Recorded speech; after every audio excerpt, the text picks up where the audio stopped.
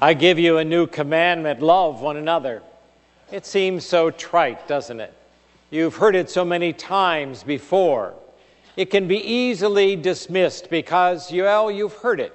It can be like some old experience that you've done or some old thing you've heard many times over, and you simply act and react in the usual way. Oh, I've seen that, I've done that, I've got the t-shirt. I'm done with it. And really you're saying, I know this already. I already heard that. Or worse still, I know all I need to know about it. So you and I are quick to just push it aside, to say, I don't really need to hear anything more. Love one another. I mean, after all, it's tapping into what we feel. Universally, all of us love. Who can be against it? And in fact, we know we come alive when we love and are loved. There brings a new burst of energy, a newness of life when that happens. So of course this commandment is known to us. It's cherished by us. It's even sought after by us. To love, to be loved. We want that in our lives. And so the danger is that we reduce it, to just nice words on an American greeting card. One we send on Mother's Day, Father's Day, Valentine's, and so many other. We let those words speak for ourselves. But there's power in this commandment. We don't want to reduce it to just trite words or a phrase that is well threadbare by now and used so often. We want to have an understanding of how revolutionary Christ's words are. Love one another. Because underneath that gospel are two phrases that can sneak up on you. He says, first of all, that you and I must love one another in his manner, but we must love one another at the same time that he is being betrayed by Judas. He is already knowing that Judas is off. He is off there selling away this Messiah, the leader. And even in the midst of that, the Lord says, love one another. No exception. No phrase that says, except for Judas who just left us. He's already telling us that love exists, love must be. Love is a commandment in the midst of even betrayal, in the midst of any kind of difficulty. He says you must love one another. He tells us very simply that there is no condition to the kind of love that he is offering each of us. Love as I have loved you. Love one another. So how do you love as Christ loved? Well, I think there are some ways in which we can take away what Christ has done and how he loves us. I would offer you three. Christ loves us with integrity. He loves us with compassion. And he loves us with a sacrificial love. Let's look at those and see if we can't see how very revolutionary is this call to love one another. How about integrity? You see, what the Lord is really doing is he is saying, I have loved all without condition of place or people. He doesn't limit love to a certain group or an individual. He is telling us that he loves not for what he will gain, not for what others will say of him, not what he will get from the other.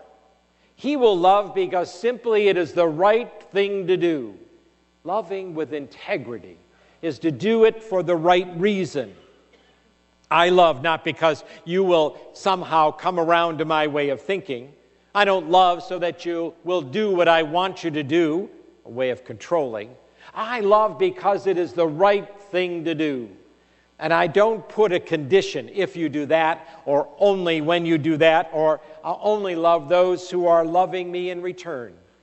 There is no condition. Only for Christ, that is the right thing to do. It's not a nice suggestion, for it is a commandment. Sometimes we treat it as if it were just the advice we got from our parents. You know, when they told us, we should eat our vegetables, eat your beets, put your hat on when it's cold, wear your galoshes. Or when our mother or father saw us leaving for church and they said, you're not wearing that and coming with me to church. That's advice. This is a commandment. Love one another. And so he says, you love because it's the right thing. That's integrity. But then he also loves with compassion.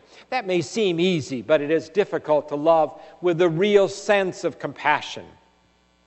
Here it is again, Christ. He loves the disciples. He will correct them. He will find them go astray. He will deal with their pride, their self-centeredness, even their trying to vie for his attention. But he will love them even in the midst of all the things they do that are faults and failings. But he will never demean them, never treat them without kindness, never see anything other than that they were created in the image and likeness of God. That's an important piece. That's loving with compassion. But more so, look what he does. When Peter denies him, he still loves him. And it is again, when Thomas doubts the resurrection until he sees the wounds, he loves him. Even though he doubts, even though Peter denies. Why? Because Jesus does something else about compassion. He puts himself in their place. He tries to understand not just their action, but their heart. So he sees that Peter is really a loving person, and that really Thomas has faith. He sees them and he stands in their place. So he offers compassion. That's the need for us. We need to look at the other person, try to understand what burdens they carry, what hurts they have, what doubts or fears plague them, whatever it is that is within them that may be difficult for them to carry. And if I stand in their place, I try to understand what they would want from me, and I offer it. That's with compassion. That's looking at the other through their heart, not just their action. That's obeying the command to love as I have loved. And sacrificially, I think anyone who has really loved someone truly and well knows that all love bears a mark of sacrifice. You can't avoid it. To love means to somehow forget myself for the good of another. So you and I have to examine, have I really loved in the way Christ has loved this one? And here's an easy way to ask yourself maybe 3 simple questions. Have I in any way given up something that I wanted, something I wished for, my will over theirs? Did I somehow say my wishes can come second to theirs? My will can be second to theirs. I can allow them to come first this time. Have I done that relatively easily? And do I do it often for those I love? And then what about the sense of putting aside my plans for someone? Have I ever readjusted my plans? Because I love that one. They are asking something I can do. I can put aside this plan that I had set for myself. Or am I intractable and transient? I never change, even though I love them. Have any of my plans ever been put on hold for the sake of someone I love? And what about things I wanted or luxuries I could have or wanting to possess something? Did I ever say no to myself to say yes to them? Did I give up something I could have had, but I said, oh, for their good, I'll give it to them? Those are ways I love with sacrifice. It means I don't have to be the center. I don't have to be all in all. I can love another sacrificially. So you see now, right, Christ said to love is a much more revolutionary thing. It will not be easy. It will make it difficult at times. It will demand something of me. So look again and see if we have really done what Christ said. Love one another as I have loved you. And see the ways we can imitate Christ's love with integrity, with compassion, with sacrifice.